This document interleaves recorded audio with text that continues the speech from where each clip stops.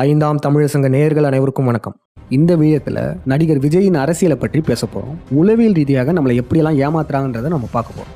அதற்கு முன்னாடி சினிமாவிலிருந்து அரசியலுக்கு வந்த ஒரு சில நடிகர்களை இப்போ பார்ப்போம். எம்ஜிஆரும் நடிகர் தான், மயில்சாமி நடிகர் தான். இவங்க ரெண்டு பேருமே அரசியலுக்கு வந்தாங்க. ஆனால் யார் வெற்றி பெற்றாங்க? எம்ஜிஆர். இதே போல் ஜெயலலிதாவும் நடிகை தான், கோவை சரளாவும் நடிகை தான். ஆனால் இவங்க ரெண்டு பேரில் மக்கள் ஆதரவு யாருக்கு கிடைச்சது? ஜெயலலிதாவுக்கு. ஏன் அப்போ மயில்சாமி மற்றும் கோவை சரளாக்கு ஆதரவு கிடைக்கல?